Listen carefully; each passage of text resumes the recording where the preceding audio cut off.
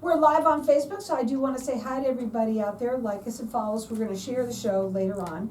My next guest has also been on with me several times now, and I'm looking forward to more times that he's going to be coming on. I have with me Scott Fischer. He's the owner of Options for Senior Living. Welcome back to the show.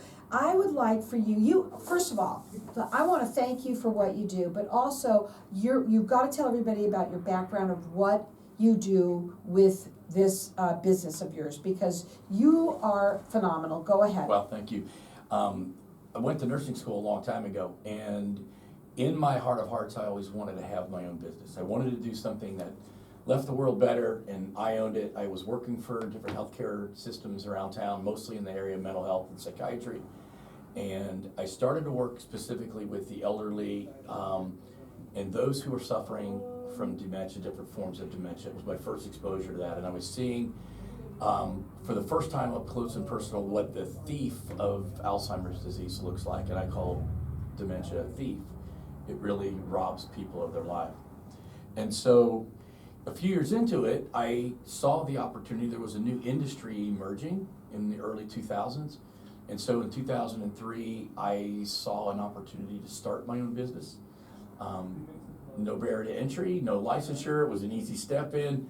I was also teaching at the community college in their College of Nursing at that time. So I had a perfect part-time job, so I could start a new venture and have the mortgage paid for and keep the kids fed for a while the new project was catching on and picking up some traction.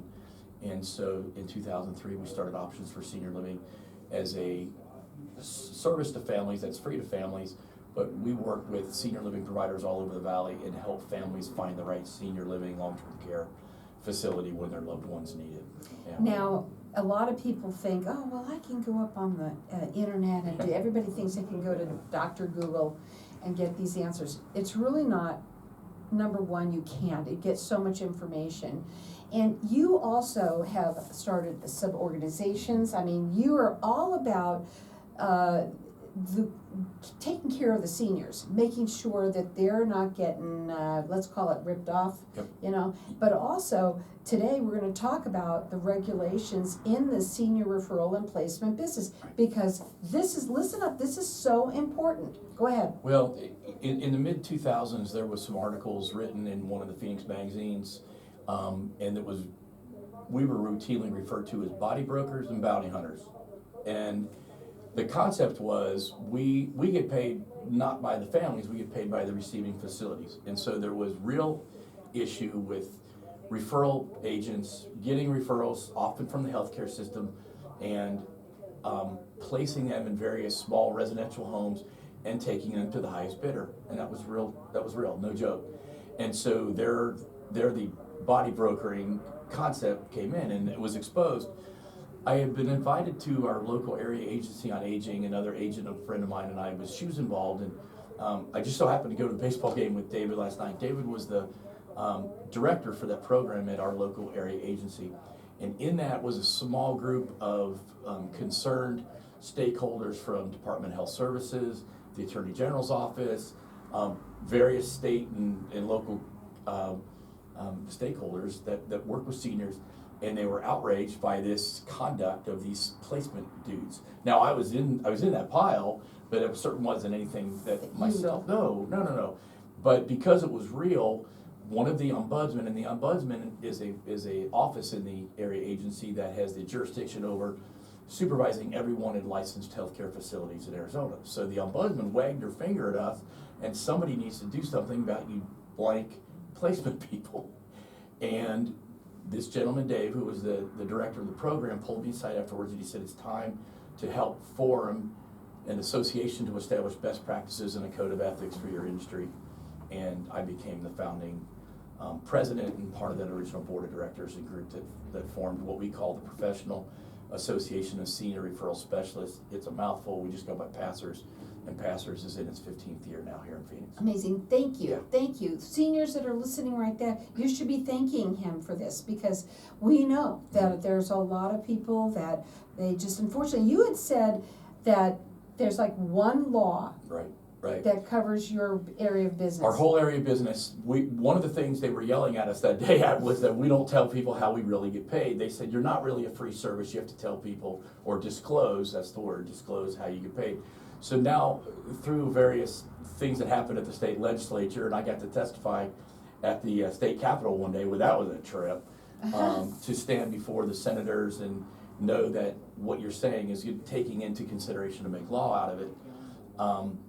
That disclosure law was adopted in 2018, modified in 21, and I have to provide a family a written disclosure. That disclosure is signed by the family, knowing that I get paid by the receiving facility and that I don't have any ownership stake, or there's no conflict of interest for me with the place that I might be referring to. Believe it or not, guys like me own their own assisted living homes, and so they refer to their own business all the time. Mm-hmm. And it is a thing. It's not a lot of it, but it's out there, and so the law prevents that from happening without a full disclosure. Well, I'll tell you something. First of all, one thing I do think it's very important that you, when you're looking for a home for your loved one, that you do have somebody like Scott, because number one, when you talk about reputable, you're very reputable. You're at the top. You're the number one, and he'll help you find the right place. Number one, not because you know what, you're gonna have to talk to them, but you'll be able, because of all of the ones that you know of already, to find something that's suitable probably the first time. Because if you do it on your own, you don't know, and then they have to move around, that's not good either. No, and you mentioned the internet, and there's services that you can fill out a check sheet, and somebody on the other end of it, an advisor, calls you, and they refer you out to a bunch of places that they've never seen, based on an assessment that you fill out yourself online. Well, when I sit in somebody's living room and I can talk to the senior, and I talk to the daughter, and I get a full picture of and I can see little nuances. When someone has memory loss and they're not sure about their answers, they often look to somebody for their confirmation or whatever. Well, you can't see that in an assessment. You can't see that when you ask them a question, they respond, and in 10 minutes they're repeating some of the same answer. You can't get that. And so that personal assessment is the starting point to getting the right solution in place.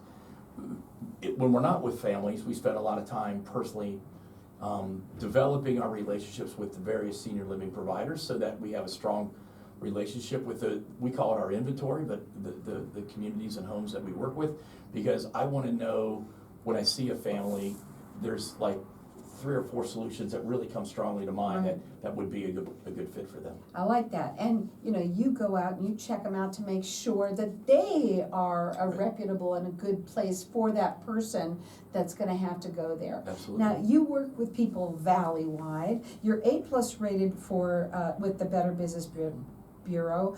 He's been nominated for the Ethics Award in 2022, and what I love about him the most is he is all about making sure that everybody's on the up and up, doing things right, regulated completely. And we're going to talk about some of the things that could happen. I'd like to do that because I'm sure you have a lot of horror stories too.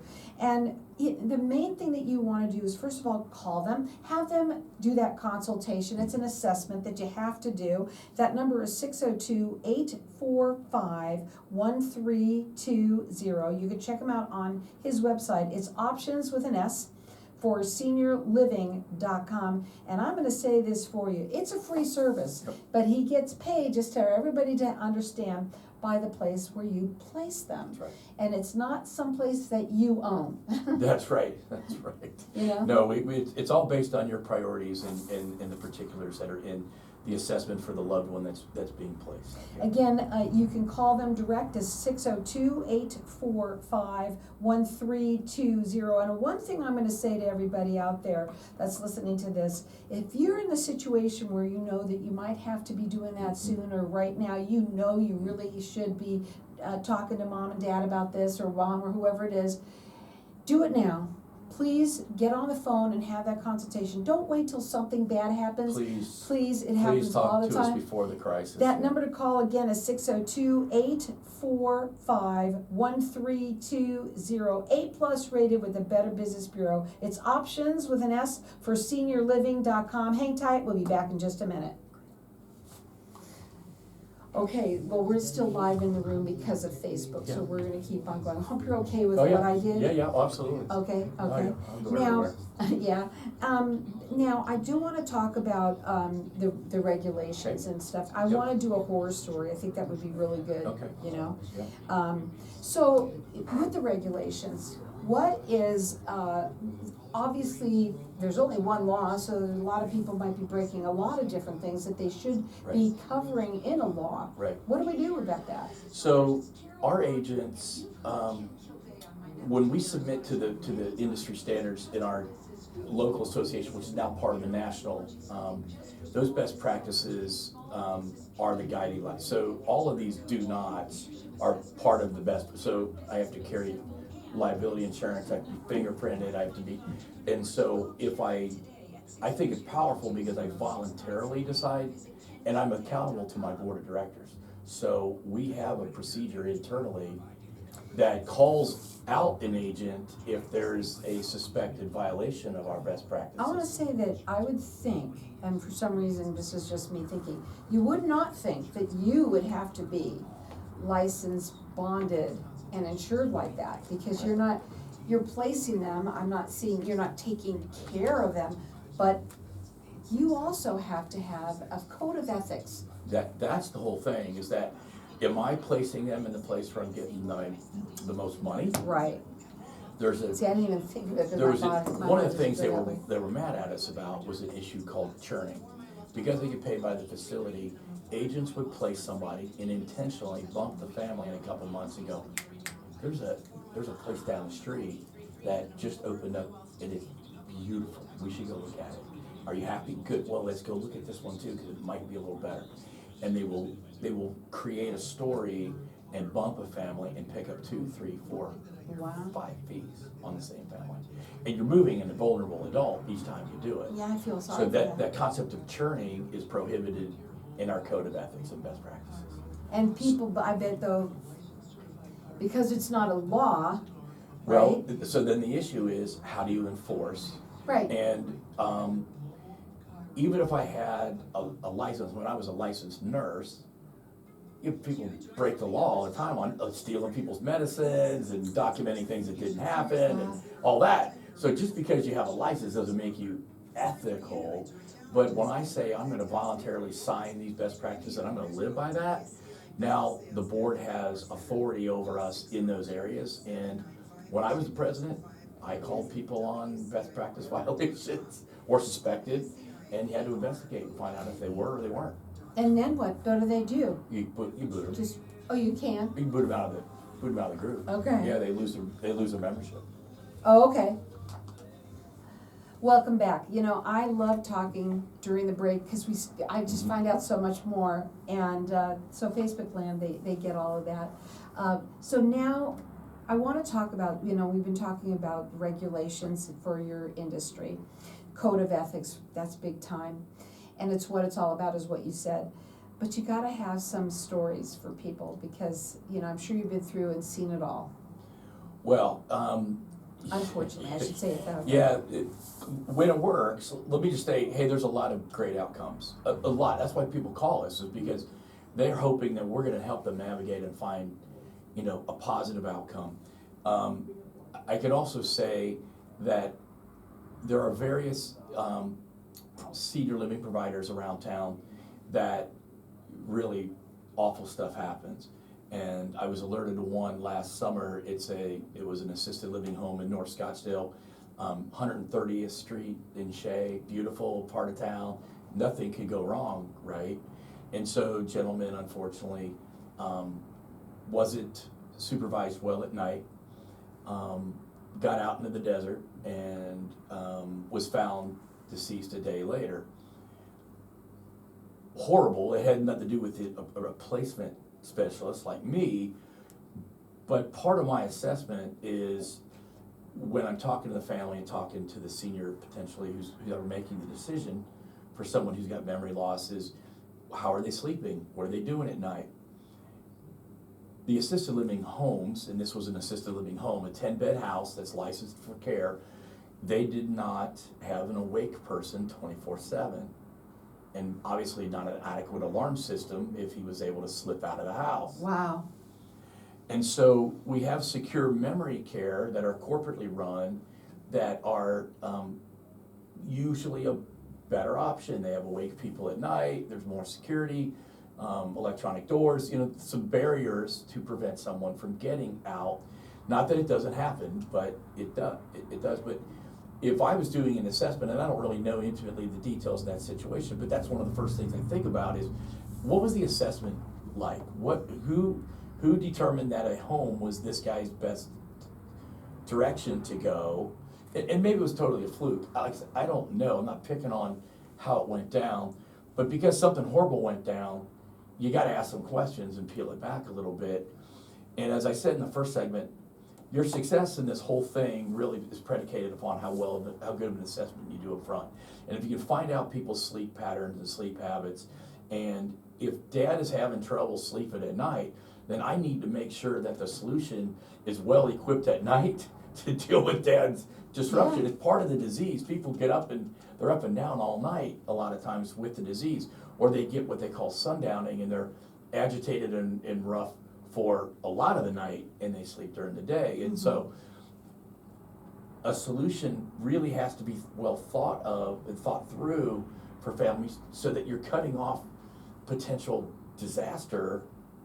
Well, I think having that assessment, Yeah. number one, has got to be the biggest thing. And, I would wonder if it was just somebody coming in and asking a few questions. This is extensive. You're talking and finding out a lot more about the client. Yeah, senior living was developed on the concept years ago that it would be light care for people and a big social life, right? They would go to it wasn't gonna be the nursing home, but it was gonna be a cruise ship on the land, right?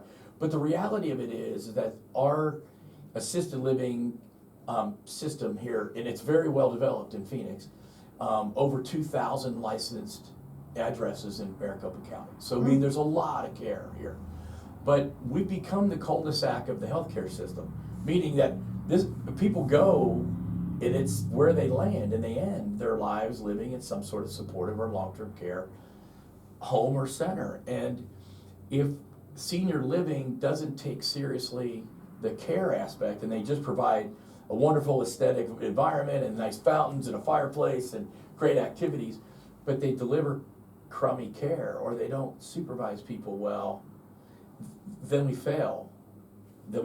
Right? We just have a pretty place where people are housed, and you hear people about being warehoused and stuff like that.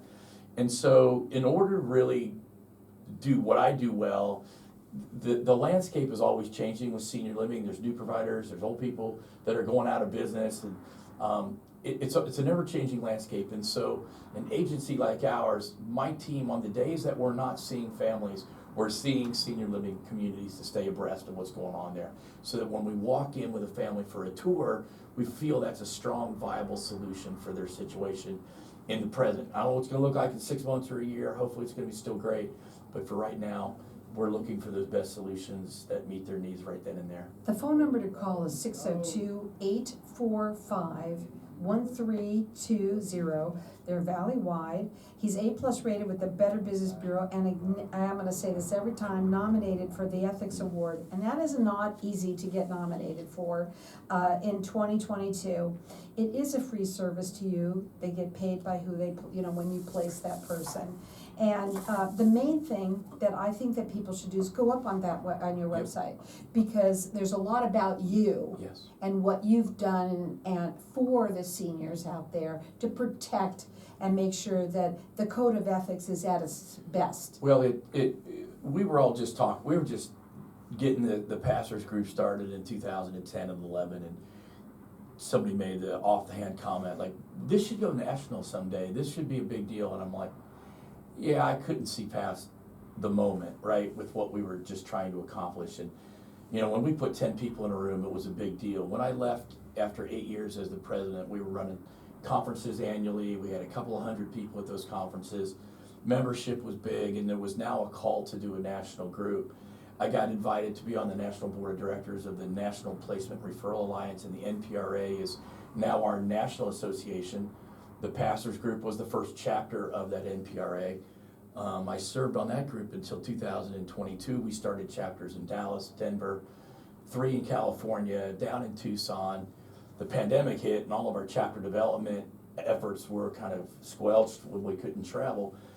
The NPRA now has chapters in, 15 states. That's awesome. Stuff really took off from That's there because cool. everybody needs this kind of, and if they're not gonna license us, then agents voluntarily coming under those best practices and making ourselves accountable to our boards is the best thing we can do for our communities. We have a lot of seniors that live here, we do, and I'm sure that you get a lot of calls from the kids that don't even live here. Mm-hmm. And, what do they know about anything? So what do you do? I mean, do they come out? Is a lot of that done where you can even do it for them or show them on Zoom or whatever? I don't know, how does that work? We have done everything from virtual tours, walking around with an iPhone through a community with the sales director, Cool. showing them around. I just helped a family. It was a beautiful situation. There were 7 brothers and sisters from around the country. 1 sister in Phoenix, 1 sister lived in northern Arizona. The sisters locally took point, but we had Zoom meetings with all 7 kids, text messages with all 7. They all took turns coming to see mom. It was very much a family come together, but to get everybody in, we had to do the Zoom meeting around the buildings. The senior living providers often have a lot of virtual tours now and things built Yeah. into their website, That's so it really cool. helps. But you really have to see and smell and experience Right. the food, the ambiance, what's going on. Are the other residents, can I always say to the families, when we're walking around a building together, look to see if you see your mom sitting here. Mm.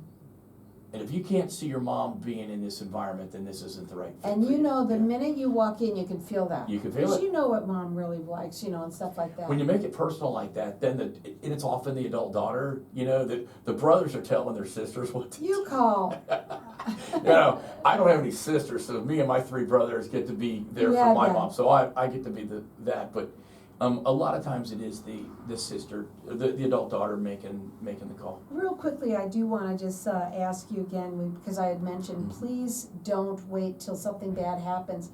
And that's unfortunate that people do that, Mhm. because now you're scrambling. Go ahead, we have a couple minutes. Go ahead. Yeah, that's such the important thing is, look, we say it like this, or we say, and ask the question, is there someone's aging journey who is causing you or someone in the family concern or distress? If you've just got concern, then it's time to have a conversation. It doesn't mean we're doing anything. It might mean that you need support for a year. There are technology solutions we can introduce to help keep your mom safe at home that would maybe extend the time.